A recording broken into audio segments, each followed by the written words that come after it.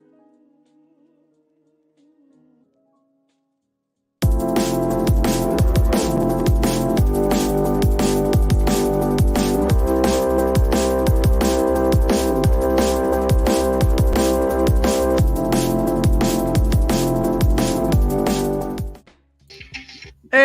everybody, it is Colin and Jose. Welcome into Talk and Ball. Jose, good to see you, buddy. As always, hopefully work went thumbs up and not thumbs down. Work's never fun, but it's Thursday, man. The week is almost over. We're a day closer to Spurs back in our lives. So yeah, man, work thumbs up or thumbs down today? Yeah, that's Mr. Positivity. I like it. I'm getting ready to be bald faced like you, Jose. I have an appointment to get a haircut and a beard cut, and it's all coming off. So we're about to be the bald faced brothers here. Why? What do you mean you had to make an appointment? Can't you just shave your own beard or what? Yeah, I mean I can, but I want my haircut too, so I'm just going to do both. And they'll make sure I don't miss it. Are you going to a proper barber then? Yeah, and they're gonna use the straight razor and yeah, good stuff. The last time I used a straight razor or got a barber to do that, I was best man at a wedding. Yeah. It's many moons ago now, but I was best man at a wedding, and the night before the wedding, I went to the barber. It was a black an Afro barber. Yeah. And I went to them, and I got a number 0 all round. Yeah. So I chopped my hair off, so I went in like Uncle Fester. So I dressed up in the 3-piece tuxedo suit, that cream suit that I had to wear. Yeah. I looked like the king of Siam, but I also had a number 0 done. So that's a point. After shaving the whole of my face and the whole of my head to 0, they then had to put alcohol on my head. It stung like hell. Keep you from getting all that irritation and all those red marks and stuff. Yeah. So that's the last time I had a barber shave, was to be the best man at a wedding, and I went in with Uncle Fester. So there we go. I wish I had pictures. If we had pictures of that, the shock on people's faces.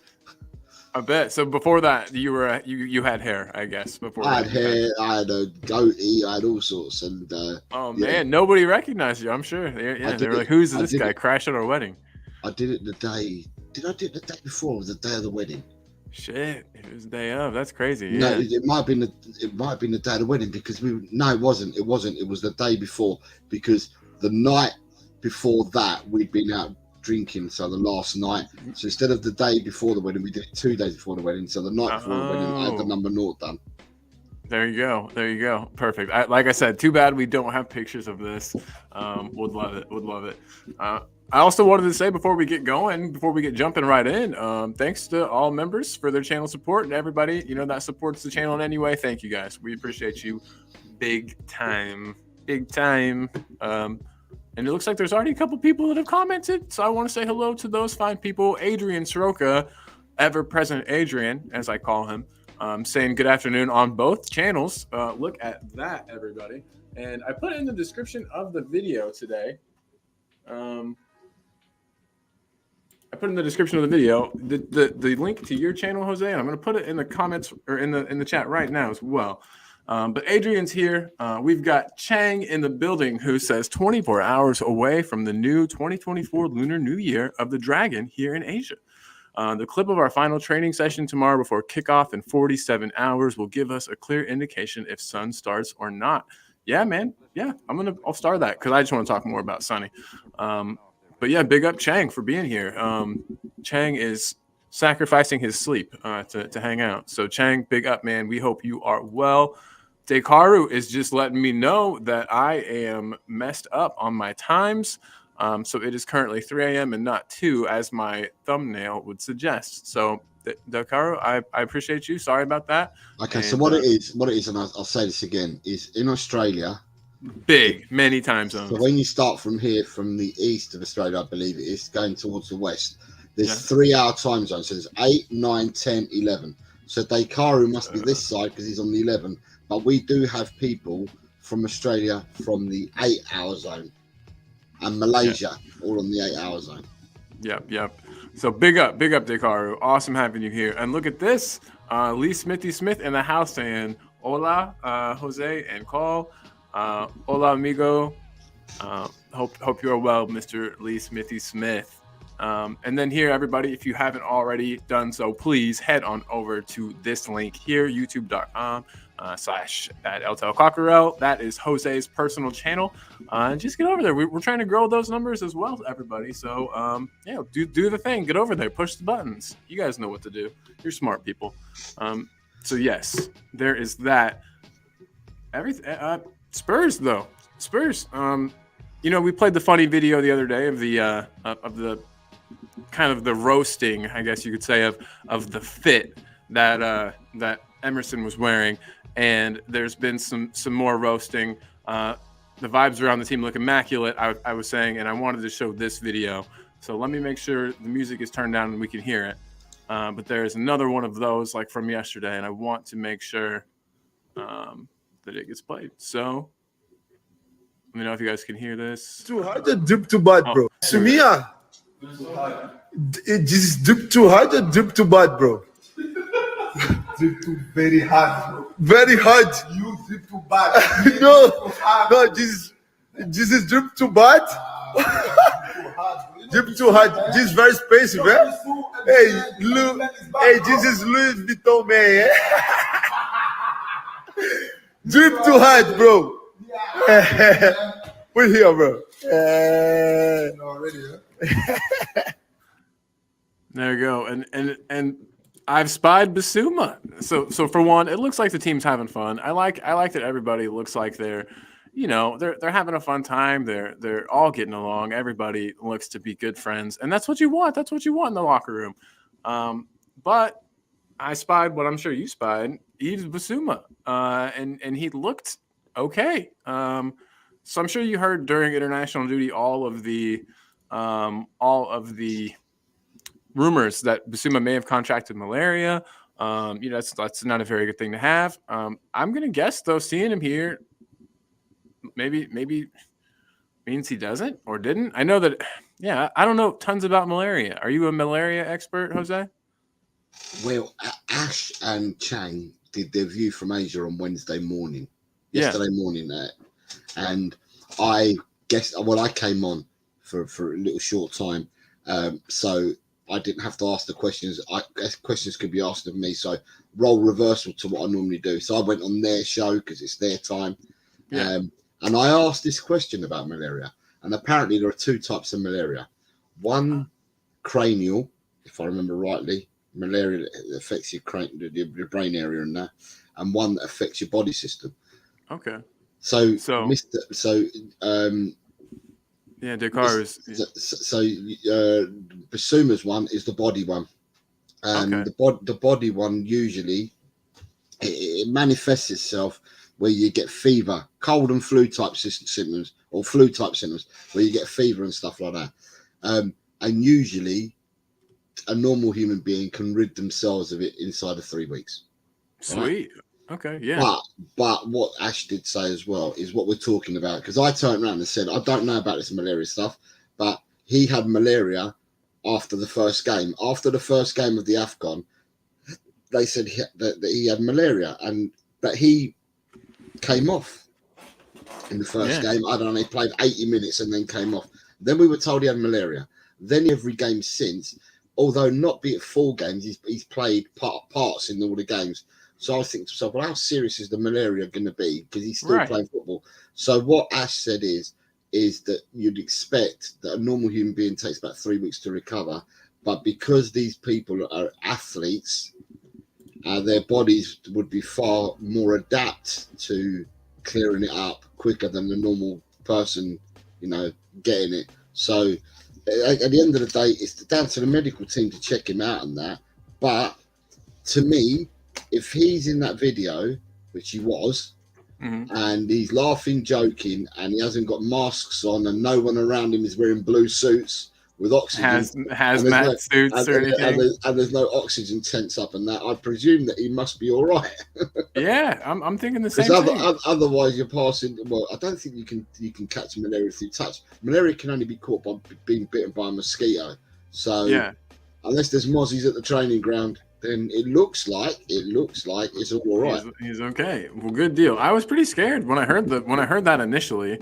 You think malaria, especially to us uninitiated people that don't know anything about it. It sounds like a big deal, like you were saying. It sounds like something that would be keeping him out of the squad. I mean, it sounds at least like COVID level bad, but it doesn't appear to be, thankfully. And like you said, not contagious like COVID. Like it's not going to spread to the entire team, which is wonderful. And wait, you guys call them mozzies, by the way? I almost missed that. Yeah, mozzies. Mozzies. I love it. I'm going to start saying that all the time now. Thank you. So, yeah, there's mad mozzies in Indiana during the right time of year. But no mozzies in England. But they bite you. They don't give you malaria, though, do they? No. We have this thing called West Nile virus. I'm sure that you guys have that over there, too. It's kind of what? Never heard of it. Western Isle virus. No, West Nile virus, and it's a thing that mosquitoes carry. Maybe you guys are lucky, don't have it there. But anyway, enough mosquito talk. That's enough talk about mosquitoes. But guys, it looks like Basuma's fine. That's the main thing. Big up Basuma. Before we get too far away, Lee Smith said that he rates Basuma's drip. I don't know. It was a little much for me. It was a little loud for me, but if I had the money, maybe I'd wear it. Dakar was saying that Ash talked about it from experience. It was good. Big up to Dakar and Ash, and Chang and everybody. Big up to everybody, all around, everyone in the world. Big up. Audio Artisan though is in the house as always. Big up, Audio Artisan. We appreciate you, good sir. Afternoon audio. Yes.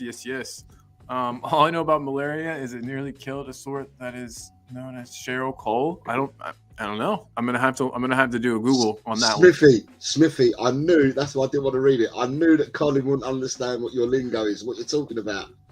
No, I have no clue. Assault means a good looker. Assault. Oh, okay. Got it. So that's why a fit bird named Cheryl Cole. I was gonna let you talk about it, so that's why I let you take it. Yeah, I'd already seen what he put in there. And I thought, and you got it instantly. You're like, I'm gonna let this yank straight away what it was, but I'm gonna let Colin. I'm gonna let Colin talk about it and give it his best. Yeah. It made me Smithy look. It made me chuckle because I knew what was going on, but Colin read it out and didn't know what was going on. that smile from Jose is mischievous and it's real. He's that is the most I've seen him smile today, Lee. So nice job, bro. But Quez Ali's in the house saying big up to Quez. And then Cosmic Sean, who I've already seen today in real life. Big up, Sean. Thanks for tuning in. You said you would. I'm glad you're here, brother. Hi, Shawnee. Hope you're well, mate. He is a real one. Helps me with everything I need help with. Big up to Sean. And then we got Ronnie in the house saying Bis dancing and then training looks good to him. Yeah, man. I've also heard that if you've had malaria before, that it's maybe not as bad. Getting it later, getting it again, consecutive times or whatnot. So that could be a thing. Quez is giving us a thumbs up. Right back at you, brother. Ronnie saying big up. Of course, Ronnie, you're the man. And then Bob Down Under is in the house. Bob, what is up? Bob. He said, morning, lads. 3:16 a.m. here in Canberra. May not have allowed Canberra. Thank you. May not have allowed for daylight savings. That's probably my issue there. Bob and Dakaru are from the same part of Australia in the time zone that they're 11 hours. They're 11 hours ahead of us at the moment. So 4:16 for me it is 4:16 p.m. They're 11 hours ahead. So it's 3:16 in the morning for them. Yikes. Well, thanks for tuning in, Bob. So they're basically 17 hours in front of you, Colin. Yikes. That's crazy. It's the future there. So it's the ninth. But when you look at Chang and someone like David Shear, Chang being in Malaysia and David Shear being in the east coast of Australia, they're on an 8 hours. So they're currently 17 minutes past midnight. But with Dakar and Bob down under, they're over the other side. They must be on the west. And therefore they're 11 hours ahead. Well, you guys, all I can say is thank you so much for tuning in at such a bonkers time. You're good people. Bob, appreciate you, man. Big time. And then Dakar is saying, yeah, as Ash mentioned, 2 types of malaria. He has the non-serious kind, thankfully. Big up, guys. Descartes saying he got home not too long ago from a trip to Simple Minds at the Sydney Opera House. We are East Coast. Interesting. I'll have to check that out. That sounds fun. Whoa, and look at this. Look at this. For one, Pranvat is here. Pranvat, my dude. Pranvat, What is how are you, up? mate? Hope you're well. Yes, always good to see you, Pranvat. And then Shanada's here. Another one that's on the 3:17 a.m. time zone. Yes, I should go Good to evening, sleep too, Shanata. but I'll keep this stream on to support the show. Shanata, I appreciate you, homie. Thank you big time for Thank your you support. to Bob Down Under, Descartes and Shanata, because it's very late for you guys. Pranvat too, probably. Yeah, Pranvat, I'm not sure. I think Pranvat might be only 4.5 hours ahead. I think Pranvat may be in India. Oh, okay. Yeah, that makes sense. Pranvat, So let us know though. Let us know what time it is. That'd be 5.5 hours ahead. So that would make it 10 p.m. or coming towards 10 p.m. 9:47, 9:49, 9:49. I think it is in India at the moment. Interesting. See, you guys are real troopers, and Jose is a trooper for knowing all of these time zones. He's got them down. Bob Down Under says yes, not normally up this early except for games. Well, Bob, seriously, we appreciate you, man. And speaking of games, what a segue. What a nice way to say this. Brighton at the weekend. Can we get a result? And our fans, myself included, underestimating Brighton. If you'll remember, think back all the way to the last time we played Brighton. It didn't exactly go the way we wanted it to go. So yeah, I'm curious to know what the chat thinks, and myself include. I mean, I'll answer this one too. I'm kind of stole this question from Jose. Actually, he was talking the other day about how maybe Brighton are being underestimated a little bit. People are giving their predicted results for Brighton. We didn't exactly have an easy time. Let's just say that the last time that we played them. And so I'm wondering if we can do it, if we've got what it takes, if we're, what do you think? Do you think fans might be underestimating Brighton a bit, Jose? They're a great team. I mean, they play great at times. Obviously, they're not, top of the table or anything, but they've gotten some results. They've gotten some results this season.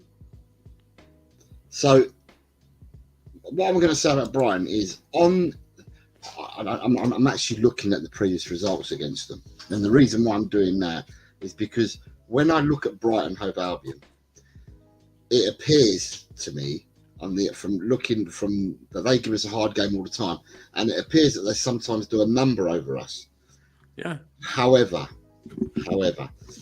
we've only played them in the Premier League. We started playing them in 2017, so obviously they'd come up that year, and in all that time we've played them 1, 2, 3, 4, 5, 6, 7, 8, 9, 10, 11, 12, 13 times we've played in the Premiership. Obviously this will be the 14th time, so that'll make it 7 seasons that we've played them now, and in that time we've played them 13 times. We have won, or no, so we have lost 4 of those games. Yeah. That's a pretty good record. We've drawn 1 of those games. So that means we beat them 8 times. So in the 17-18 season, we beat them 2-0 at home and we drew 1 all away. 18 season, we beat them 2-1 away and 1-0 at home. In the 19 season, and I remember this game really well, at their ground, they beat us 3-0. And we beat them up at the Lane 2-1. Then the following season, 2020-2021, we beat them 2-1 at home and lost 1-0 away. And then 2022 season, we beat them 2-0 away, but we lost 1-0 at home. And then last season, we beat them 1-0 at their ground and we won 2-1 at home. This season, on the 28th of December, we were beaten by them 4-2. Now, if I remember rightly, in that game, we were 4-0 down after about 60, 70 minutes. Sounds it, yeah. We were being played off the park. We were run ragged. We were getting smashed by them. And they completely tore us a new one. And we ended up 4-2. And I can't remember who it was. But is that the goal? Is that the game that Dyer got a disallowed volley? I honestly can't remember. I do remember that goal. It was 4-3. It could have been 4-3. Yeah. You're right, 100%. He might have got a disallowed volley in that game, but it could have been 4-3, and yeah, we were at it for the last 15 to 20 minutes, including the added on time. So yeah, it's normally a tough game against them. Now, since De Zerbi and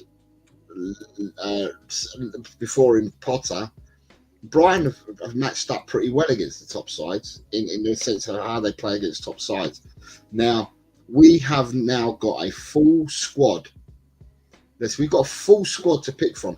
Now that I've seen the photographs that you showed earlier about Biss, it tells me Biss is fit for selection. I believe some will be fit for selection. So the squad that we've got this week will include all 11 players that would have been in the majority of the games for our 10 unbeaten run at the start of the season. So after the 10 unbeaten run, we lost. Who did we lose? We lost Basuma to suspensions. We lost Udogie to suspensions. We lost Romero to suspensions. We lost Van der Ven to injuries. So we had Madison to injuries. So all these players are now back within the squad. The only additions that we've got from the first 10 matches is we have the addition of having Dragusin being brought in, and we have Werner that's been brought in, and we also have Bentancur, who was not around at the start of the season. So therefore, what we now have is we now have a fully fit squad. I mean, there hasn't been a presser today. The presser's tomorrow. Be interesting to see what Andrew's got to say, because the only players that I can see that are still out at the moment are Gio, Cess, Solomon. Look at this comment that came right as you were saying that. Bob Donovan saying, have you heard as well that Son, Biss, and Gio and Manor might be available? Okay, so, Bob, as I said, I've not seen, because there's not been a presser yet, but the only players that I know that were still injured up until the last game were Gio, or Monito as I call him, Monito, Manor, and Cess were the three players that were still out with injury. Now, even leaving them three out, we look far stronger as a squad, having everybody that we've got in the squad at the moment. So with that being said, my brutal, honest opinion is that we've seen us play in bit parts. We've seen us struggle and get results. We haven't played Angeball for a full 90 minutes of any match this season. Correct. I agree completely. We want to see Angeball, and for me, Angeball is the first 11 that play and the 5 subs that he has coming off the bench to keep the intensity up. My personal opinion is I'm hoping now that we start from this weekend and we put a shift in against Brighton, because Brighton will match up pretty well against us. They like to move the ball. They like possession football, and they pick a system near enough, more or less, the same as what Tottenham kind of do. So it'd be an interesting game. But they're not going to sit back for sure. No, yeah, that's. I want to see us go out, take the ball by the horns, and actually go at them, and actually put them to the sword. That's what I want us. That's what I want us to happen on Saturday. And we've got a full squad. For me, and I'm going to be. This is what I'm going to say. For me, we're still learning under Ange, and we continue to do so for the rest of this season. But after all the coaching sessions and all the training and everything they're instilling into the players, sooner or later we've got to get this right, and it's got to start twigging to the players. And I'm hoping it starts from this weekend. The other thing is, last night Chelsea beat Villa in the FA Cup, which means Villa are now out of everything. Apart from the only thing Villa have got is Villa still in Europe, but it gives them more space to think about the league as well. So the fight for them places in the league with Villa will probably be harder than what it was. Intensity, yeah. Than what it was had Villa stayed in the FA Cup. Although bearing in mind they're still in Europe, and I think they want to do well in Europe as well. So, with us not playing in anything else other than the league games now, in the past, we have said that other teams, a la Leicester, a la Chelsea when they won the league, they didn't have any European football at all, and these guys went on to win the leagues. Now, I'm not saying that we're going to go on to win the leagues, but what I'm saying is that we're going to be playing once a week, right? And we've got a fully fit squad.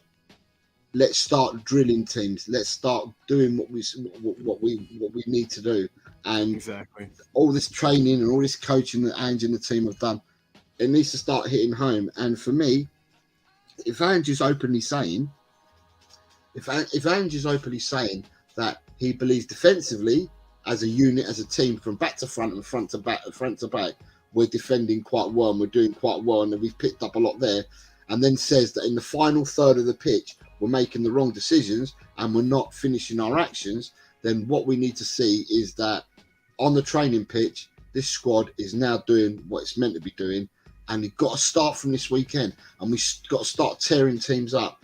Also, what we've got is we've got the crowd. The crowd will be immense again. I can't stress enough how crowds are really important to teams. Some other teams in the league play on their crowd, and their crowd becomes their 12th man. Well, we need the crowd to become our 12th man as well, at home all the time. 100% agreed. 100% agreed. And you're right. Hi, just a harmless potato. Sorry. Yes, just a harmless potato. And good afternoon, Elias. Good afternoon, Elias. How are you, mate? Hey, both wonderful people. Glad to see you both here. But yeah, we constantly talk about, sometimes with our thin squad, how Europe is has been almost a hindrance to us in the past. Not, but to our league position. So we need to take advantage of that. If it works that way, it needs to work the opposite way too. And only having the league to focus on needs to benefit us. We need to make sure that we are using that to our full advantage. I completely agree with you there.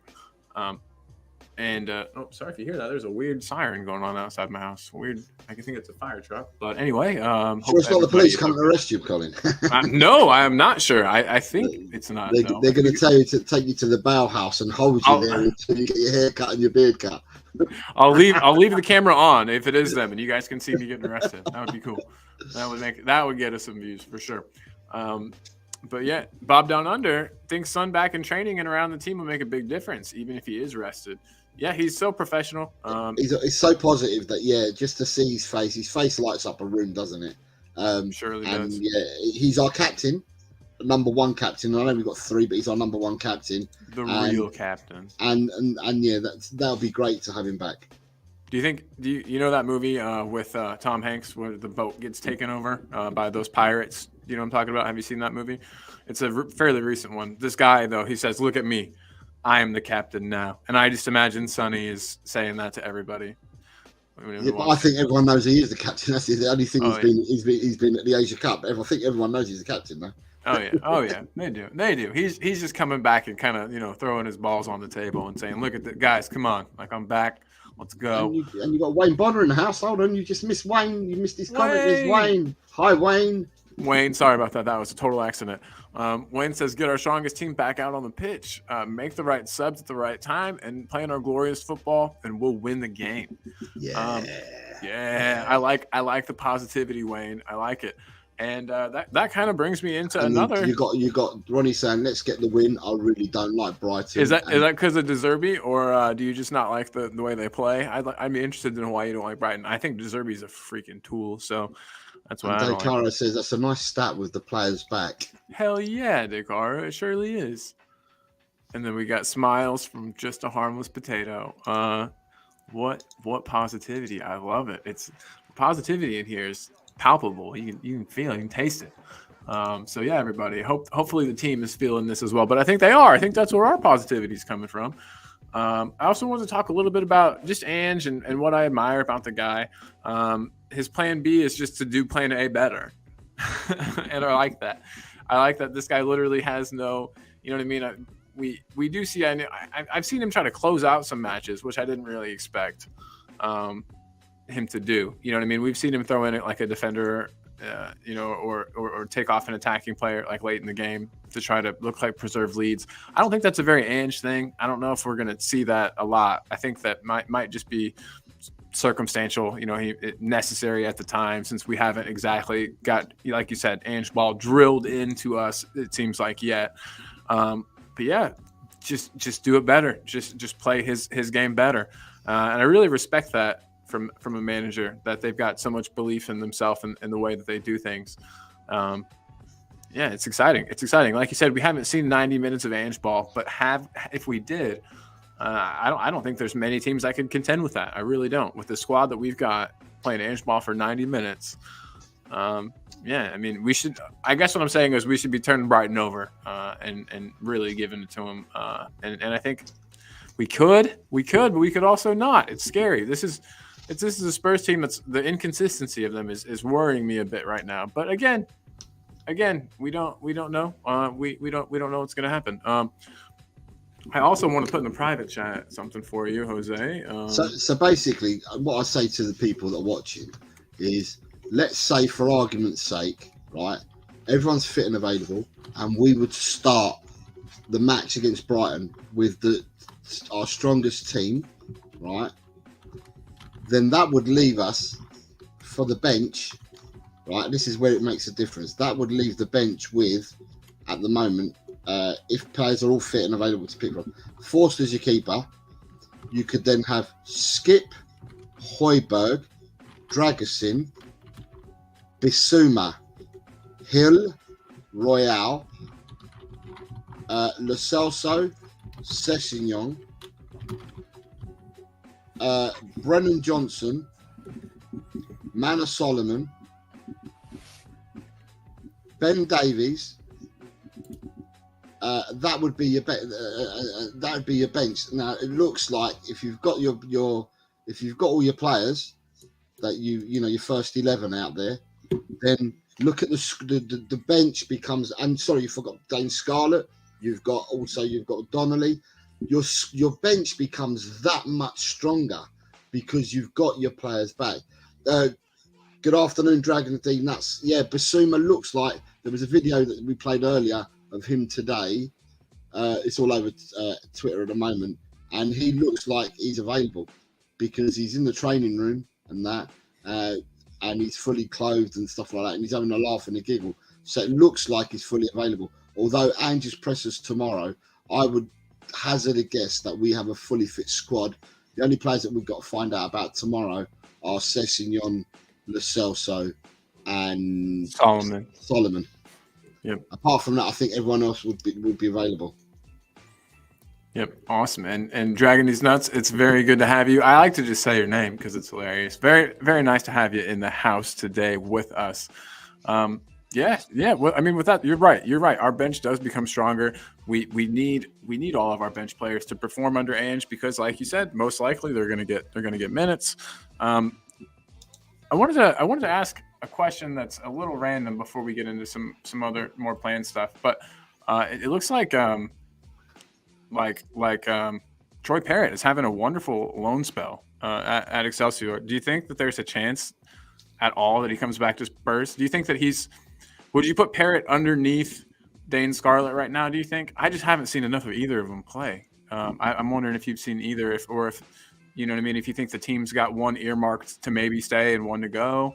I think the player for next season, right? If I'm looking at what we've got at the moment, and we're not going to buy anyone else, I think the other understudy next season will be Veliz. Your boy, your man. Veliz is going to get his chance now at Sevilla, which is a great club, and I think with the money that they've paid for Veliz, I would have thought that he'd probably be up in the pecking order. Now I'll have someone like Adrian who'll disagree with me, and Adrian will turn around and say to me that his version of events is that we would need to keep Troy Parrott because of the home numbers, the homegrown numbers. But Troy Parrott, to me, I'll be honest, I haven't watched him in Holland because you don't get much Dutch football here at all from the Eredivisie unless you go looking for it. And I don't have, and I pay enough for my satellite TV, and I've got so many different providers that I pay to, but I don't have a provider that I pay to get Eredivisie football. Now, by all accounts, he's doing well out for Excelsior Rotterdam. He's getting goals, he's getting assists. I suppose the turnaround or the GAs that he's getting compared to the games that he's played, for me, I don't think are brilliant and outstanding, but they're good enough, so to speak. It's difficult. For me, out of the three of them, I think Veliz has a good second half at Sevilla, and that sets him up for coming back for Tottenham as an understudy to Richie and Sonny. That's without us going out and purchasing another player, because you're asking me the question about this. So for me, Veliz is higher up than Scarlett, and Parrot for me. All right, sweet. I mean, let's be fair. The person who's got it within their gift at the moment is Scarlett, because Parrot and Villiers are out on loan. So if you're going to utilise 16 players as your match day, because you're going to play with 11 and make 5 substitutions, if they're going to have to mess around with the front three and you want a focal point, then Scarlett's going to be the man that you're bringing off the subs bench to do that. So, and because Scarlett's still at the club at the moment, it's within his gift to show up and, you know, to get into the manager's mentality, into his head, and also, you know, put himself about. So, you know, he's going to be mentioned more often. The other two, they're away from the club. I mean, I don't know. Have you seen the interview with Johan Lang? I haven't. Okay, no, I didn't know there was one. Tottenham Hotspur TV. There is an interview with Johan Lang. It's only 9 minutes long, where they talk to him about, you know, what his thoughts are, because he only came in November, blah blah blah. And it's interesting that they talk about the pathway for the people that they've loaned to other clubs, and just because they've loaned them to other clubs, it doesn't mean they're not watching what they're doing, because they're tracking their stats and everything. You know, them chips that they put in the back of their when they're playing. Yeah, they're little like sports bra looking things. So they're getting that sent back to them as well. So they've got all the information on all the players that are loaned out as well. So that's interesting. So, but to me, out of the three of them, I believe Villiers will be the understudy come next season. But it's within Scarlett's gift at the moment, because the other two are out on loan. And so Scarlett's the one that's going to get minutes now. He does have a little bit of a head start as a backup striker. Yeah. Sweet, and I hope he performs. I like the build change in him. The fact that he looks like he's growing up. He's put some meat on his bones. I know that's not like the most important thing. Obviously, there are plenty of slight players that get it done and can do it. But playing as a striker in the Premier League, I think you've got to have, you know, some strength and some heft to you, just a bit. You know, you've got to be able to hold off some strong defenders. So that's making me happy to see him at least looking bigger. But yeah, I don't know. I've just been impressed with the numbers I've seen. I know that, you know, in Holland, that the standards maybe of the league, you know, are you could look at those and there's question marks there maybe, but you know, you can only, as we always say, you can only play who's in front of you. You can only, and he's doing a good job by all accounts. So go Troy Parrott, big up. Hopefully he has, even if it doesn't work out well here, it's looking like that loan move might get us maybe some more money from him if we do decide to sell him. You know what I mean? His value might have gone up at least. We're saying that by all reports, like, excuse me, people, by all the reports that are coming out at the moment, on, if you believe in the ITKs and the media, I love those. The person that's really impressed on loan is Jed Spence at Genoa, and Genoa are already considering of taking him and making him a permanent fixture and buying him. Sweet. Now I know we're going to take a hit on it, because I think the loan deal had a obligation to buy or something or something to buy, and I think it was like 8 to 10 million. So you're taking a hit because you spent 15, 16 or whatever million it was. You're taking a hit, but Genoa look like they do want him, so that's interesting. And the fact that we're willing to take that hit means to me maybe we've turned a corner as a club, and Daniel Levy isn't hanging on to every player to get the top value anymore. You know, we've all been kind of crying out for that, and you know, saying we do have to take a hit sometimes. So, but it's the nature of the beast, Colin, because I keep repeating myself and speaking. No money. There's no money about, and that's the thing we saw in this winter transfer window. There's no money about, not just in this country, but in the whole of Europe. There wasn't money about anywhere. Now, whether people are saving up to get their books in order and give it another hit in the summer, and maybe spend some money in the summer, but in the summer we're not going to see transfers windows spending the billions of pounds that are previously spent in other summers as well. We're not going to see it. So you think that's done completely, probably, right? So therefore, like I said the other day, 95% of deals now, you won't. 95% of the time, whatever you've paid for a player, if you've been loose in your spending, you're not going to get that money back. Only on 5% will someone hold their value or be greater than what you bought them for, because the spending has been absolutely mental. People have been buying buying players, and I mean, we can all go hark back to Chelsea, you know, and there's stupid erratic spending on two midfielders they bought for over 100 million. That they're nowhere near worth 100 million. And Declan Rice, 105 million is not worth 100 million either. But then by looking at that, it inflates the other prices of other players that have been sold since. But if you look now, then prices have come right down. It's coming more to reality. If there is a reality, it's come more to reality. I like it. Yeah, I absolutely agree. And it's gonna be really interesting to see. Like you were saying the other day, I think the days of those crazy transfer fees are over. And I think Daniel Levy was kind of preparing for this. Is it weird? I'm praising the guy. We're probably gonna lose viewers like right away, but it seems like the guy knows what he's talking about. You know, he didn't know 10 years ago this was going to happen. So I'm not praising him at all because he didn't know this 10 years ago this would happen. I mean, I look at the summer spending, right, and I put it to the people in the chat, and it's not because we're Tottenham supporters, but within a couple of days of Maddison. There was 3 deals that were done, for 3 midfielders. Maddison, Mount, Havertz, right? Havertz went for 65 million to Arsenal. Mount went to Man United for 55 with 55 plus 5. And we got Maddison 40 million, right? And I put it to everybody. At the time, which was the best deal? On paper, when it was done at the time. And after watching these players play this season, which has been the best deal, and all roads lead back to one player. Even though that player may have been out with injury, all roads lead back to one player out of them 3. However, do you think if Manchester United tried to sell Mount, do you think they'll get the 55 plus 5? If they tried, and if Arsenal tried to sell Havertz, do you think Havertz are getting 65 back for him? And if you tried to sell Maddison, has Maddison retained his 40 million fee?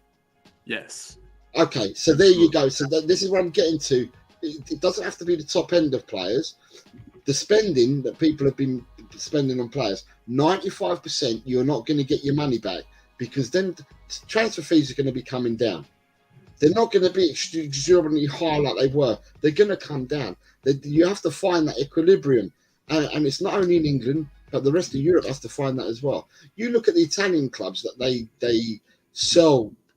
The Italian clubs are not so colloquial like they are here in England, whereby, you know, we can't do deals with this club and do deals with that club. In Italy, they sell and they trade amongst each other, right? Mm-hmm. You don't see no £100 million fees. They don't have that in Italy. In Spain, they trade amongst each other. You don't see this. In this country, you see this. In England, you see this all the time. It is weird. It seems like it might be more tribal almost, or you know what I mean, something like that. It's only recently I feel like that not all, but most English people support the national team, right? Hasn't there even been kind of bad blood there with people not wanting to support the national team because ex-player plays for them? In Germany, you have players that transfer within clubs in Germany, but they don't say to each other, give us 60 million for him. It's ridiculous. It only happens here. But what I'm saying is that the proof in the pudding was in the winter window, and I think that from now on, you're not going to see these mad inflated prices.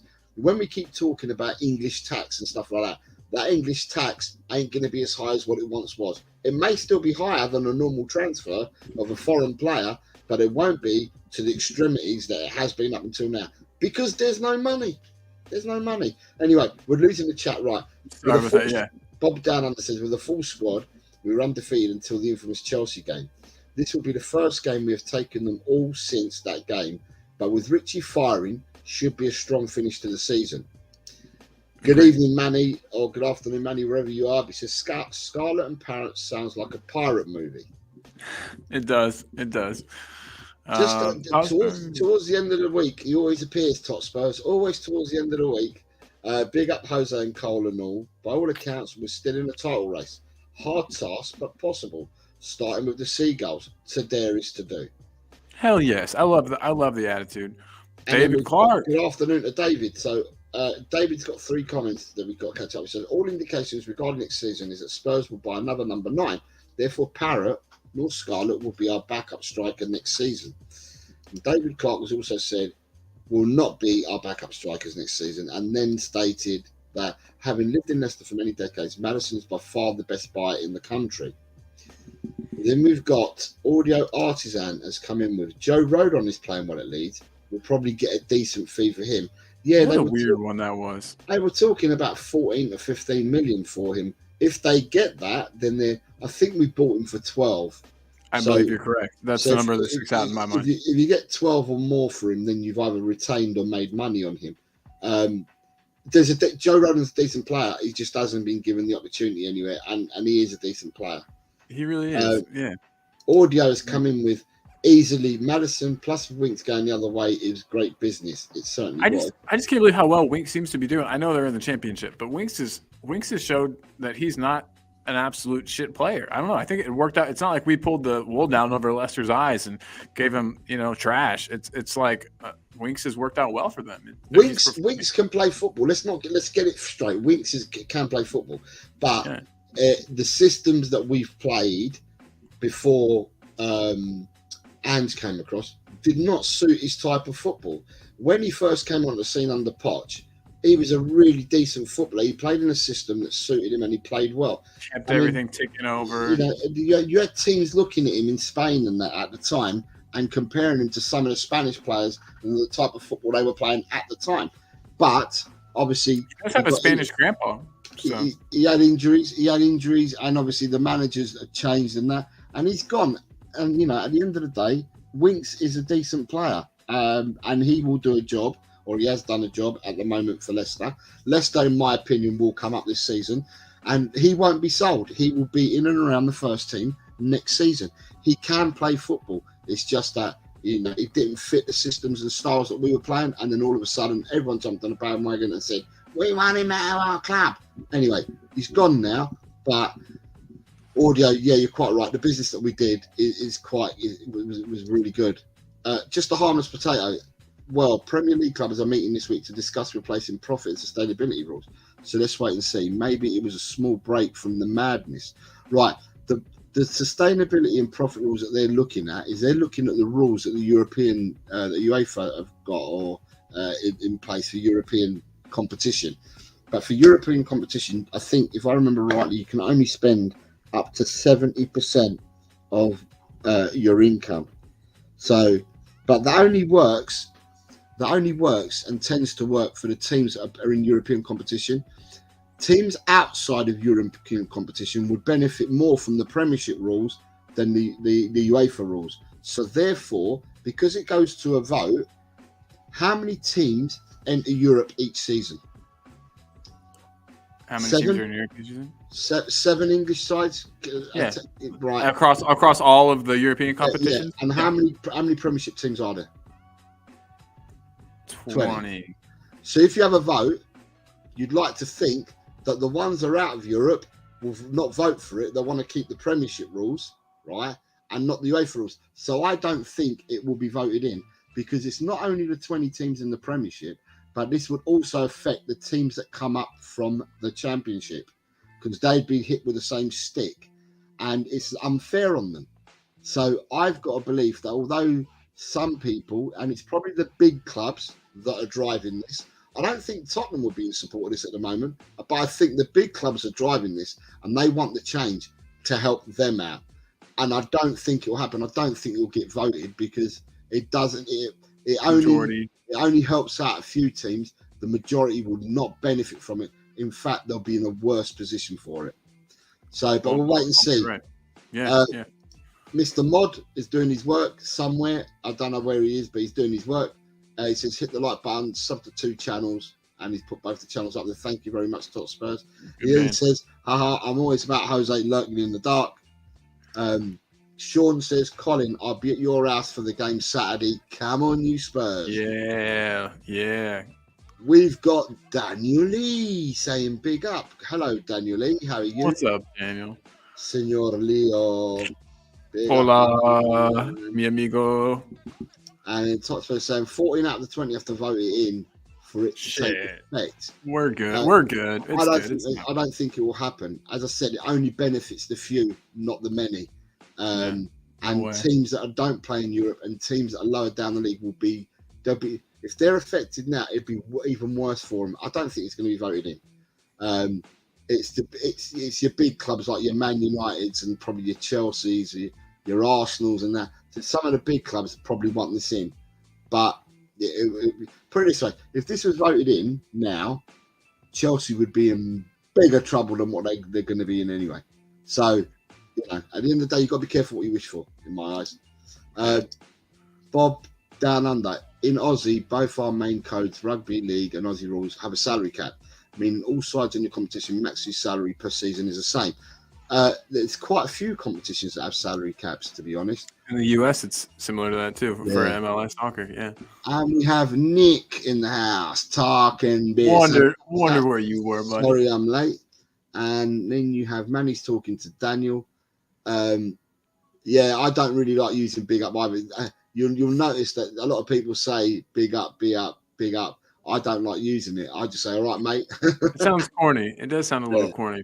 After a while, especially with American people saying it, because that's a phrase that never came out of my mouth until I met you. I think that's where it all started. The high five and the thumbs up and the big up, and it's all started over the pond over there where Colin's from. Sorry guys. David Clark, Winks is playing out of his skin in Leicester, but his job at Leicester is a holding role to win the ball back and just get it to the players who can cause danger in the opponent. He doesn't have to create. Which is exactly, that type of player is important, though. That's exactly what he did when he went to Samp on loan, and they called him the washing machine, because this is exactly what he did. All the Artisan, most of our academy products look good in the championship. Going back to the likes of Pritchard and Nabika. Pritchard, man, struggled in the Prem. Shit. Only Adam Smith has had a decent and long Premiership career. Damn, Alex Pritchard, though, that brings me back. I thought he was going to be the next Christian Eriksen or something. You know what I mean? Alex Pritchard, did you know he was at Sunderland? Okay. Right. Okay. Yeah. He went on strike. This is recently, only a couple of weeks ago. Went on strike and said he pulled out the matchday squad and said, "I'm never playing for you guys again." And what? What the hell happened there? Because he got tapped up, didn't he? He got tapped up, and he got to move to Birmingham. I think it was. So he got tapped up and he got moved to Birmingham. So there you go. What an interesting chap. And then you've got good evening, Paul Brown. Paul Brown saying, hopefully all is well as usual, Coys. Yes, sir. Jose's got his workday done, so he's a happy man. Colin's yet to go to work.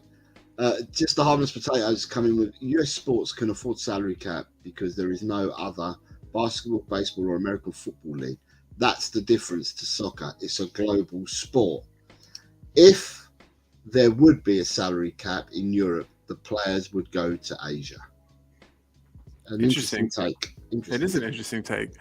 And I can't really agree or disagree. I just don't have enough info to do that. They definitely. I think the Saudi Arabian league would be fishing around. They'd be sniffing around more players for sure. One thing that I wanted to talk about, Jose, before we get it's getting late, but blue cards. I read this and I want to pull the article back up, but it's an article on the Telegraph, and if I'm not mistaken, that's not like the shittiest of publications, right? Like that's there. It's a broadsheet. I wouldn't say it's the best either, but yeah, it's a broadsheet. But it's not just. But it's not the Sun or anything. Again, but the thing is, it's been put in all the papers now. The Telegraph probably kicked it off and done the first one, but all the papers are now reporting this. So tell us all about the blue cards. It's just saying exclusive. The new card will see players removed from the field for 10 minutes if they commit a cynical foul or show dissent. It also says that 2 blues equals a red, similar to a yellow card. So it would limit, players from just doing it over and over and over again. It says that top-tier competitions, including the Premier League, will be excluded from initial testing in the professional game in case the protocols require further refinement. But elite trials could still begin as soon as the summer. So we won't be seeing this, obviously, this season in the Premier League. But in the summer, this could include FA Cup and the Women's FA Cup, with the Football Association considering volunteering next season's competitions for testing. That's the part that I think is the most that affects us the most is the FA Cup and the Football Association volunteering those competitions to test this. What does everybody in the chat think? Blue cards, Sinbad. It's very similar to hockey. They have in ice hockey, or they have a similar rule. And I'd be excited to know what the chat thinks, and you yourself, Jose. I think it's kind of fucking stupid. Sorry for my language. I try not to curse on here, but it just happens. I think it's kind of dumb. But What, do you want my opinion on blue cards? please, yes. Right. David Clark is in the chat still. David Clark, I think, is slightly older than me. I still play football, David, at the moment. And to me, football has always been a contact sport. It's been a sport that provides emotions. And it can give you highs and lows. And I played in a time where, and I still play because I'm not playing professional football, but I still play now in a time where referee says this is offside, it's offside. Referee says it's a free kick, it's a free kick. And you get on, you take what the referee says, you get on with the game. None of this crap, let's get AI in, let's start drawing lines, let's take 7 minutes to find something wrong because we don't want to give the goal. Let's find something wrong and let's go back 17 phases of play to try and foul in the build up or try and find something that happened. The ball was out, but 17 phases back. You know, at the end of the day, it's all a load of crap and it's diminished the game. Bringing in blue cards, well, it diminished the game even more. Unlike rugby, where you get sin bin cards, right? That's if you make high tackles and stuff like that.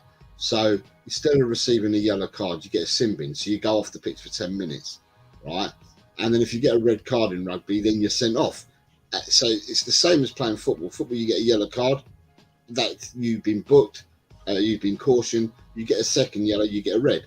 But at the end of the day, of bringing in blue cards, come on, you know, if you don't want football anymore, then bring all this stuff in and then just say football's not what it is anymore.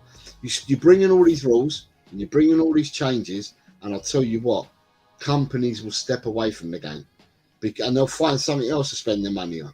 Fans will, companies will. Companies won't want to show football if it goes down this route. And, you know, they'll go to another sport and they'll start putting their energies and their monies into that. And football will just fall flat on its face. It's absolute crap, the people that are coming up with these ideas. And the people that come up with these ideas... They're not football people. I've never played the game in their lives. Never, ever played the game in their lives. In my opinion, that is. No, I agree with you fully. Yeah, it's just really weird. It's just really weird. When I saw that today, I was like, no way. And the fact that they're willing to try at the FA Cup, it just sounds like a disaster. They can hardly even get things correct nowadays. And with all, like you said, the VAR decisions going back and back and back and lasting forever, not being able to celebrate a goal, they can't even implement correctly what's already there. You know what I mean? Why throw in something else that's just gonna make it all even more confusing and difficult? How do they say, oh, that foul deserved a blue card, but this one deserved a yellow card?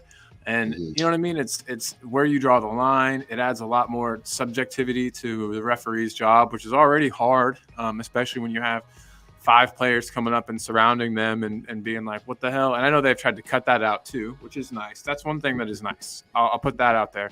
I am a big fan of players getting cards for dissent and for being like little shits to the ref, because I don't think that you should do that. Like you were saying, the ref says something, that's kind of just how it goes. That's what Ange says too. You know, the referees were like cops. You just took what they said and you played you went on with the game.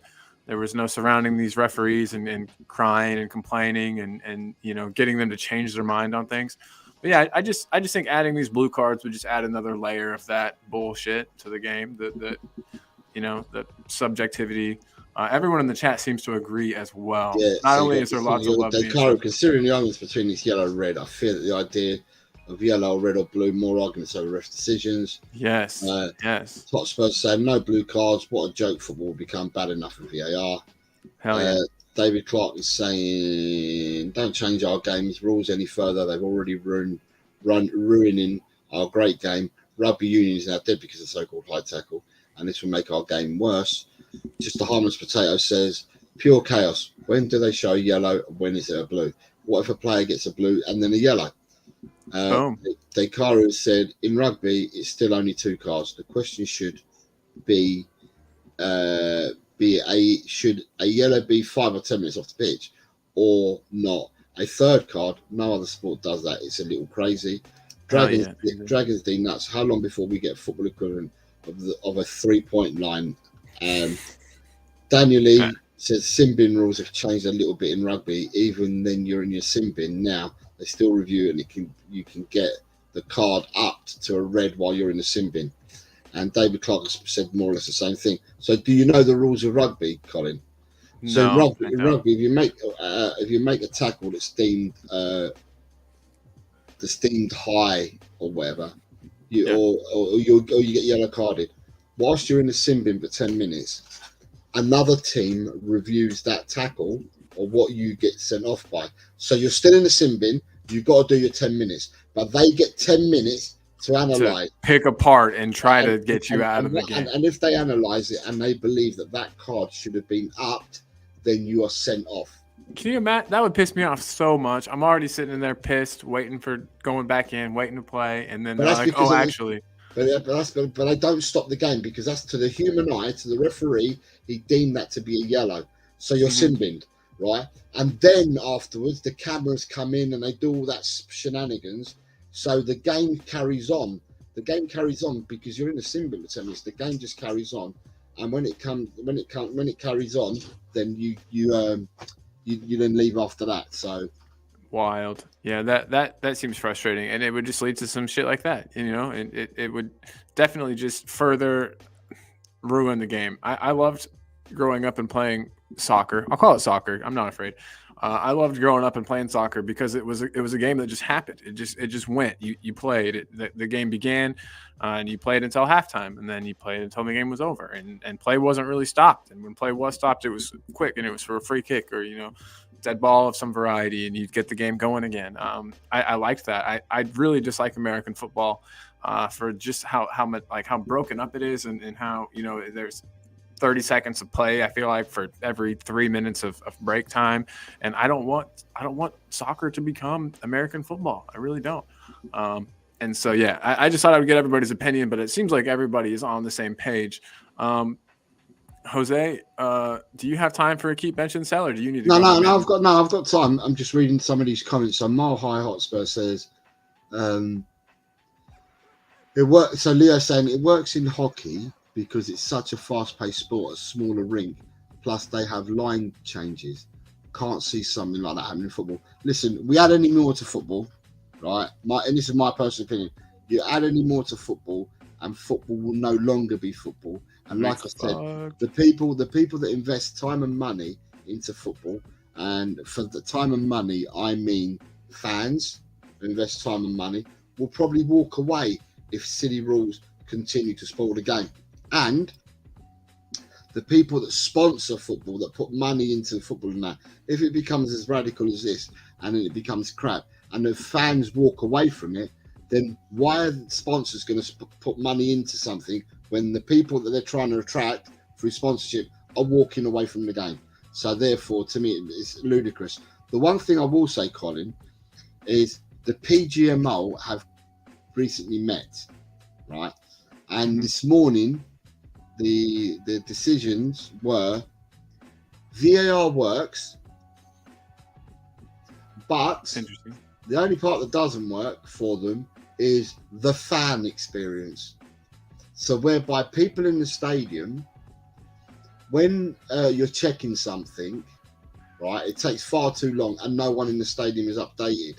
Right. So at home on TV, you are. Right. Yeah, I get what you're saying. So they're saying the only thing they need to do is update the fans quicker in the stadium, and then that would probably take away a lot of the ambiguity. Now, I listened to that today and I thought to myself, what a pile of fucking shit. Thank you. Okay, I was hoping. And the reason why I thought that was, if you're going to do the same thing, right, and all it is you're going to get the referee to tell the crowd, number 9, offside. And that's all they're going to say, because that's what they did in the Women's World Cup. They didn't talk through the period of the passage of play and that. They just said, number 9, offside or whatever. And that's all they said, right?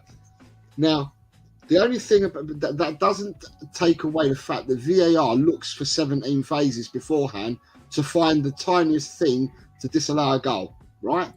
So what are you going to say? Number 3, ball out of play. But that could have happened 3 minutes ago. Do you see what I mean? So to me, the PGMOL are so out of touch because they're saying the VAR works perfectly, and the only thing that needs to improve is the fan experience. And to me, that is absolute crap. Absolute crap, completely. At the end of the day, you know, the way to do it, if you're going to bring in, if you want to go down this route, which I think is completely wrong, by the way, people, and I don't agree with it, is if you want to check for offside, then a bit like your goal line technology, where they have a buzzer that tells them the ball's gone over the line, right? Then have AI to draw them lines automatically. So in like a second. So you've quick got to too. in the ball, and then you know it's offside. But then if you do that, then you're taking away having linesmen and then having a referee. There is no point. If you're going to automate the game, then there's no point having linesmen and referees. And it takes away from is it English Football Association rules? Because the football was founded in England. So the founder members were in England, and whatever the rules were, the rules always included referees and linesmen. So basically, you're taking all that away. It seems like they're trying to take it away without taking it away, if that makes sense. Like they're trying to do that by making them obsolete, but without actually removing them from the game. But to me, then what I'm going to say to that is, you will lose the supporters. The supporters won't want to watch the game anymore. They're not going to invest the time and effort to follow a team where it's being ruined by those around them, right? Which means you can't see football, you can't have the emotion, you can't have everything that you would normally have. So people will walk away from it. And if they walk away from it, the fan walks away from it and says, I ain't putting up with this and I don't want this. Then the people that are putting money into the game, the sponsors, into clubs and stuff like that, they'll walk away as well. And then you'll have no football. The rules will probably change back. And that's the way to do it. I mean, if you look at the rest of Europe and the other thing that happened today, right, is that they did a report on referees explaining their decisions. Right? I saw, yeah. Right, so over here, the referees, the PGMOL, they keep their info for up to 30 days, then release it. So whatever happened 30 days ago, they then release it. So it becomes in the public domain. So then we get programs over here, which is Ref Watch, and they can go back on games and tell you about what happened 30 days ago. Other countries in Europe, they release it an hour after the game. So in Spain, they have VAR, and 1 hour after the game finishes, they release all the documentation and all the video evidence for VAR. 1 hour after the game. Not 30 days, 1 hour after the game. That's cool. In Germany, they have VAR. And what they do in Germany is, after the game, they interview the referee. And if there's been any contentious issues, the referee will turn around and say, this is the reason why I took this action, and this is the reason why we did X, Y, and Z. They don't do that here. What have you got to hide? Yeah, exactly. It sounds like it's almost like the cops in America protecting each other from bad decisions. You know what I mean? VAR is the same everywhere, Colin. Right, carte blanche. VAR is managed and run the same in every country. Yeah. Like, let's say before VAR, the rules of football are clear to everybody in the world. You know what the rules of football are. You know you've got a referee and 2 linesmen, and you know what the rules of football are, right? So everyone has to abide by them rules. Well, according to VAR, we're not all abiding by the same rules because people have got different interpretations of what they're doing with it in different countries. It makes a mockery of all. You just listen. These people have just got to go back, and if they've got nothing better to do in their lives, then change the rules to a game that already works and has worked for hundreds of years. Yeah, go to a big city, find a corner street in one of the big cities, and you'll probably get someone that's selling some stuff there for you that you can smoke, and go and chill out, man, and go and have a bong or something. Go and chill out, because stop looking at something that doesn't interest you and that you're making worse. Yeah, my rant is over. I loved it though. I loved it. So did Top Spurs. Top Spurs says loved it. Manny says Jose is 100% right. I kind of skipping around. Talking Beer, though, says we're describing what happened to American football. That shit leads to 4-hour-long games. Exactly. David Clark talking about the NFL. He says it's truly a great sport. I don't know if I agree, but that's okay. Everyone's got their own opinion. Audio Artisan then says, yeah, what if the ref mistakenly sin bends somebody for 10 minutes and then later the ref is proved wrong? You might have to play with 10 men for 10 minutes because of the ref. 100%. 100%. Yeah, we just need fans will start invading pitches when they hear what VAR is saying. Yes, I was going to say if there are protests already for things like, wanting a new owner or owners to step down or step aside, and there will definitely be protests if something like this happens. I think it will lead to huge unrest because football is a people's sport. I mean, it belongs to the fans. It belongs to the people. It belongs to the supporters of these teams, the people that have lived in these areas forever and gone and watched these teams for generations. I mean, football belongs to them, not to these tards making the rules. You know what I mean? I just hate it. Makes me mad. Makes me really mad. Dakar is saying I played. Oh, okay, sweet. But yeah, I mean, Daniel, he says, so say the ref, it's a blue card and the ref gives, and then it happens to be quite a dirty tackle. The ref misjudged. Can VAR overrule the blue card and make it a red card? Probably. I don't know. Colin, what did you say? Because you read out the thing. What did they say? The blue card is there for dissent. Yeah. So, okay. Commit a cynical foul or show dissent. So it's committing a cynical foul or showing dissent. So there's no more yellow card from committing a cynical foul. Now they've got a blue card. Yeah. So what's happened to the yellow card then?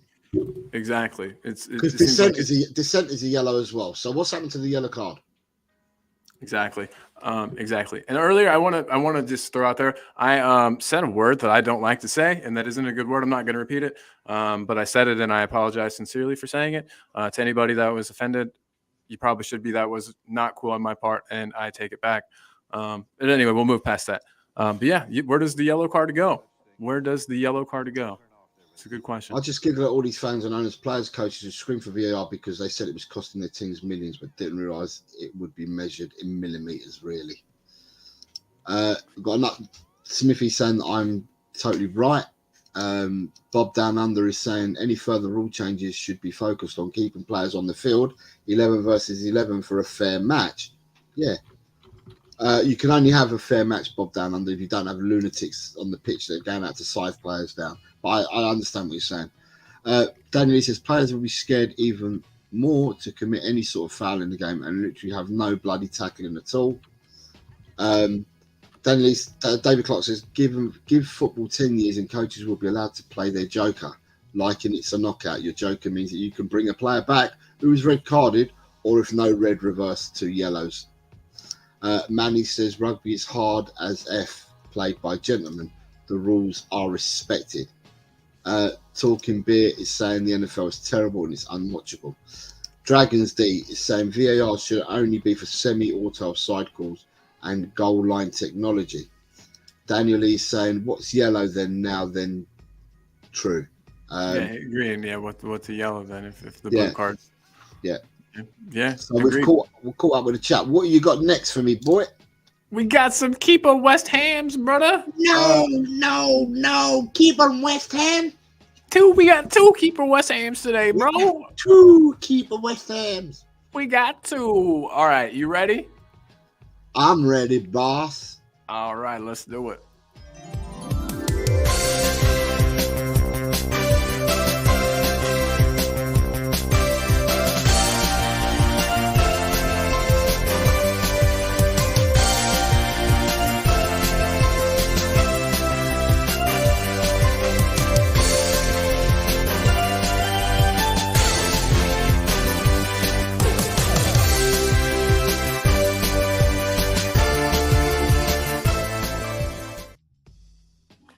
Everybody, hello. Welcome to the internet's favorite Tottenham game show. My mom is here in the comments, guys. Check out this comment below. She says, hello all. Like and subscribe and join in all the fun chat. She's got it. She's right on the money, everybody. So big up, Julie. That's my mom. Can I just give you some breaking news just before, right? Please, yeah. Did you know that Richarlison has been nominated for Player of the Month? No, that is incredible, though. Yeah. I'm not surprised. I'm not. What do you think about the? Yeah. if you think about the goals that Man he of the scored, yeah, it makes sense. I mean, he deserves it. He's outscored like the entire Arsenal team or something like that. I mean, I don't think that's actually correct, but And Van de Ven has been clocked as the fastest ever player. faster than Kyle Walker. His speed has been clocked at 37.55.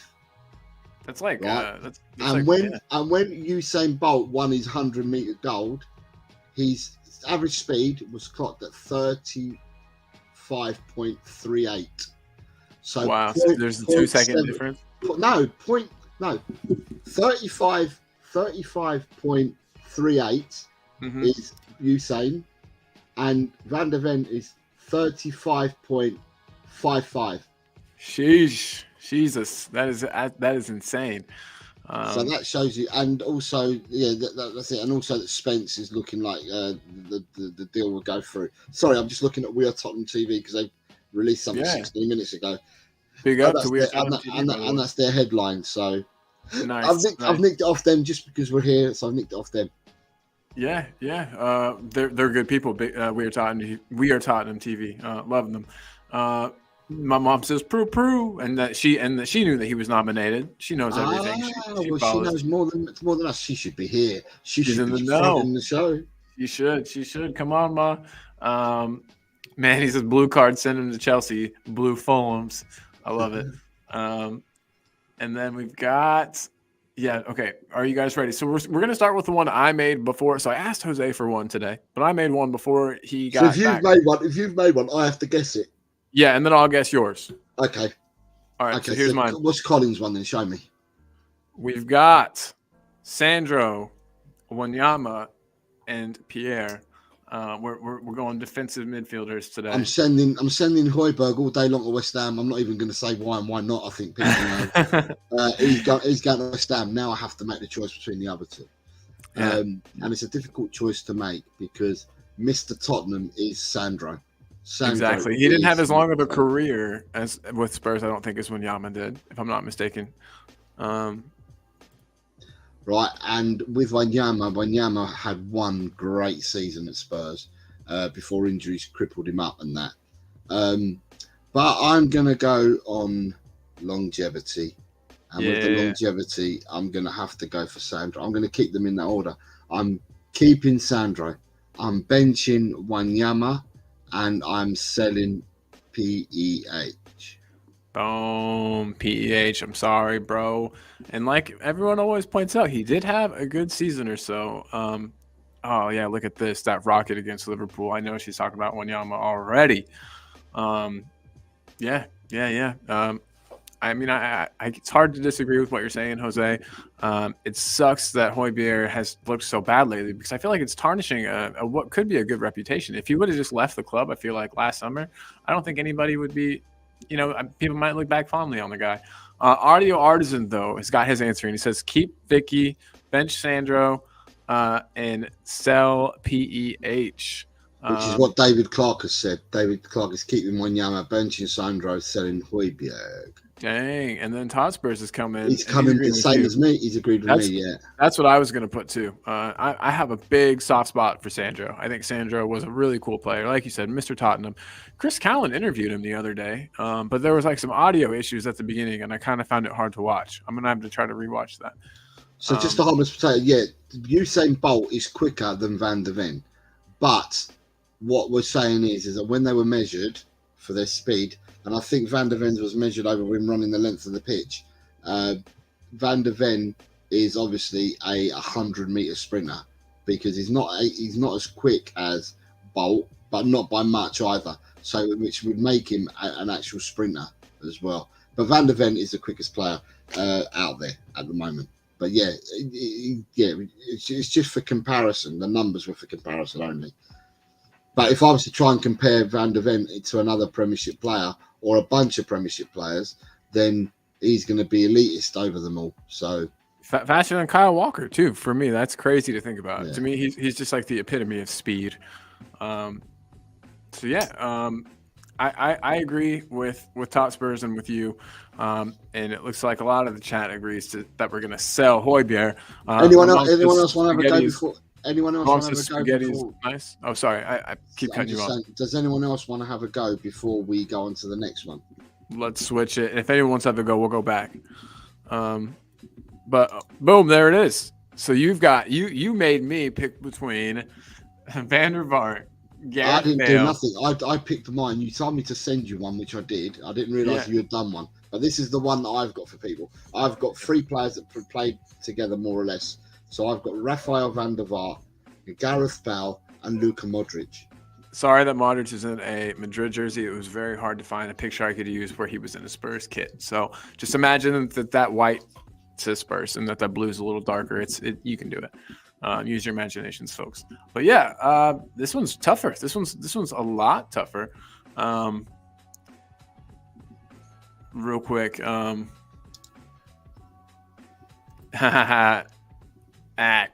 Julie, mom's not happy about this one. Audio Artisan's got his answer in already. Keep Bale, bench Modric, sell Van der Vaart. Wow. I didn't think VDV would be getting sold. Bale,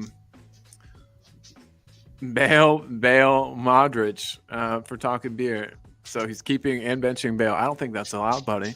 You got to put Van der Vaart in there somewhere, my man. Yikes! This is tough. I absolutely think that Modric should. It's easy, isn't it? Because you've only got 2 people respond at the moment, and no one's called me any names, so it's kind of easy one today. Well, I was gonna say you either have to have VDV or Modric start, but then the other one has to leave because I want Gareth Bale on the bench. I want Bale to come off the bench and terrorize people with the speed that he's got. Even now, he's got enough to come off the bench and upset people and upset defenses. So Gareth Bale is going to be my bench player, but I just have to choose if I want Van der Vaart or if I want Modric. They're both great players. They both pull the strings. Modric from a little further back. Van der Vaart, had more of a goal threat. Played further up the pitch. This is tough, but I think okay. So with me, keep Modric, bench Bale, sell Van der Vaart, and that's hard. Say it again. Keep who? Modric. You keep bench Modric. Bale, Yeah. And then selling Van der Vaart, even though I don't want to sell Van der Vaart. So this is your mum's. What your mum said. Keep Modric as he's aged well, bench Bale, and sell Van der Vaart. So you've gone exactly the same route as your mum. She's smart. She's a smart lady. So the apple doesn't fall far from the tree, does it? It does not. It does not. There we go. Dragons D nuts. Yeah. Keep Bale. Keep Modric. Keep Van der Vaart. Oh my God! I just saw that's nice one. Yeah, if only. Top Spurs is keeping Bale, benching VDV, and sending Modric. Dang. Modric, man. I think he's getting sold short. David Clark is keeping Van der Vaart, benching Bale, and selling Modric. I feel like that's kind of how it has to be. This one is too hard. Night all, says Dekaru. Dekaru. Love you, buddy. Love you, man. Dekaru. And then we got Talking Beer saying Modric all day, but I want to start Bale. Clone Bale. Have that Bale on the bench. We tried to clone Bale with that Kenny McAvoy guy, but he just looked like him. He didn't play like him Wait, like that dragon. You did get called a name. It took a while, but you did get called a name. Lee Smithy says, keep Bale, bench Modric, send Van der Vaart. Yeah, man. Yeah. God, Bale was a machine. I literally can't believe that we had a player that was that good. I think if someone did this to me, I'd be using the same terminology, Lee, to be honest with you. Yeah. And then Mom's saying you can't go wrong. They're all class. 100% agree with that too. They are all class players. Sunny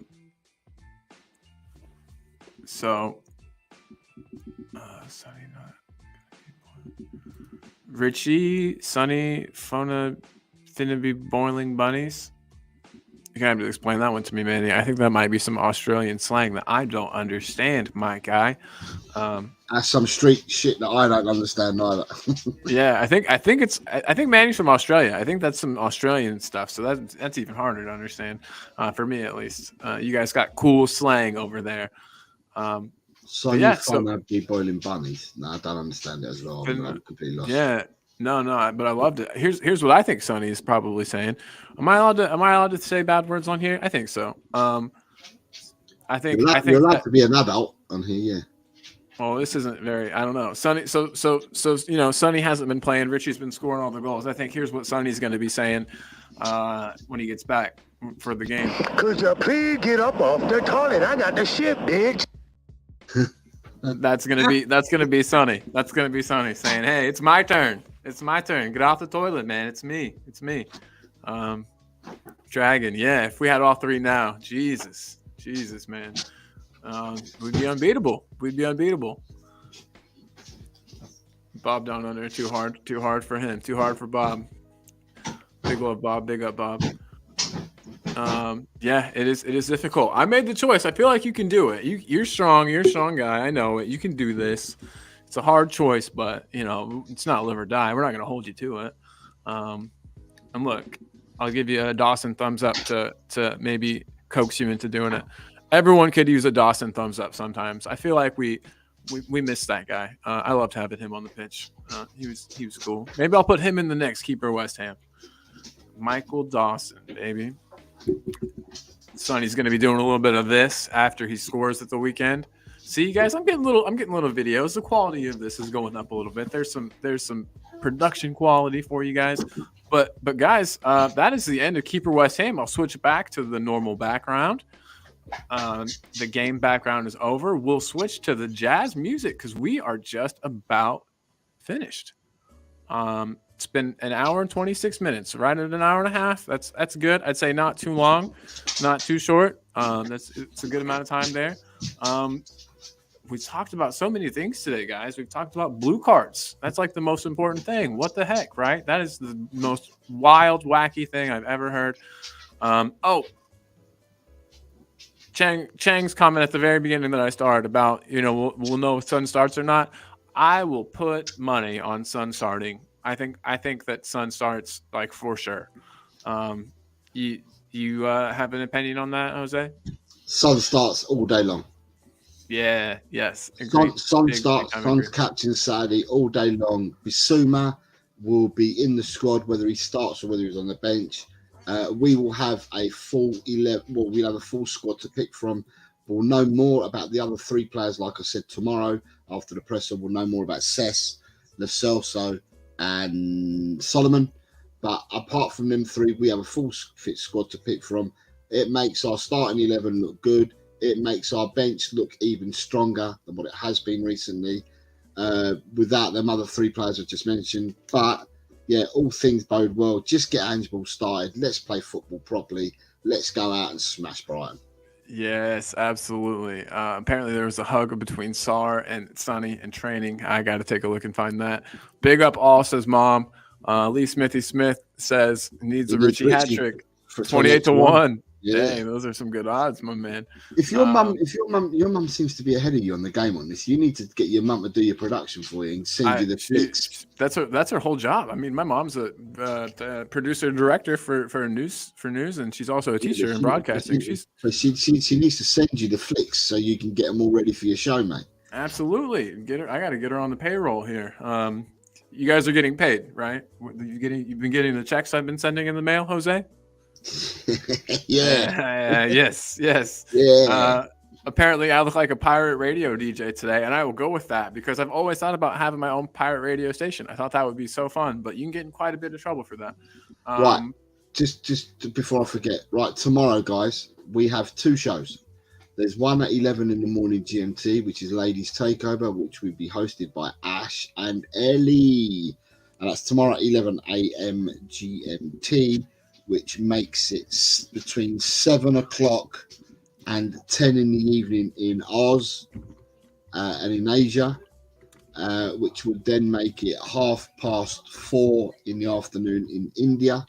And that's tomorrow for Ash and Ellie with Ladies Takeover. And then we'll have our usual show at 4 o'clock tomorrow afternoon, which will be predictions. It will be the show with any news. We'll probably find out about the presser, so we'll be able to bring people up to date about the presser and also do predictions. And once we've done that, then people can be able to lock their predictions in for this weekend's football. So they're the two shows that we have coming up tomorrow. Boom. Thank you for that. I appreciate it. I also just want to say, Jose's channel. There's the link right there. I'll tell Cockrell, Jose's personal channel. I've given up doing this because, to be honest, I don't get any subscribers at all, and it'd be interesting because we get so many people come through the chat here, but people just not going over to the channel and subbing. Then the other day, it's interesting. The other day, for when we had Mia on, we set the people to try and get Mia to 1,250, and we managed to do that. But to ask people to come over to just like or sub to the channel, it becomes nigh on difficult. So I'm not sure of how much more I'm going to just keep saying the same shiz all the time. Yeah, no, I'm with you. I understand, but I'm still going to be fighting to get you up there, buddy. But we did it for Mia, so that's one good thing. Come on, give yourselves a round of applause, everybody. We did accomplish something. We got Mia up to the number she was looking for. Yeah, woke up middle of the night, thought I would just have a cuppa, and now 1.5 later, I'm going back to bed. Thank you, chaps. Bob, have a good restful sleep, my man, and then have a really good day. Obviously, it's becoming daylight out there, so have a really good day down there, mate. And we'll catch up with you soon, Bob. But nice to have you on, my man. Yes, absolutely. And I just wanted to add too, one more thing before we go. We've had a member show. I'm toying with the idea of doing 2 member shows in different time zones to make sure that everybody who wants to take part can take part. Jose and I will be talking more about that, but I'm thinking of doing one. I think the easiest way to do it is to put something in the community section to ask people's opinions of what times would suit them. But you'd have to offer the times. Mm-hmm. And see what make a poll, maybe. That's a great idea. And see what comes back, and then from that you can then dictate on whether you can do 1 or 2 shows. Hello, Phil. How are you, mate? Hope you're well. Hope you're good. Big up, Phil. You caught us right at the end, Phil. We're heading out, but big up. And man, he says Bale for keep you uppies, VDB for funds, and Modric send him to Brighton to fight the Rockers.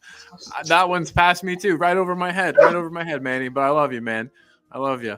All right. Well, guys, we've had some jazz. We've kind of quieted down. I like to get my voice really low and quiet and whispery. This is the end of the show, guys. We did it.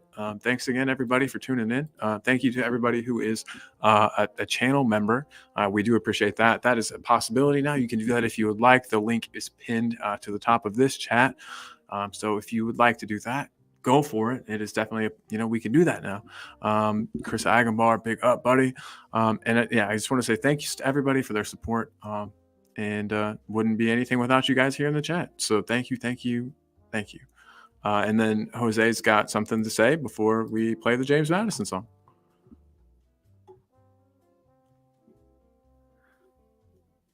Oh, I think you're muted. I said, have I? And then I thought to say, okay, I better say it. For me, it's, tune in tomorrow. We have 2 shows, like I said, tomorrow. And as always, it's come on, you Spurs. And in Ange, we trust. And thank you to everybody for joining me today. Thanks, guys. See ya.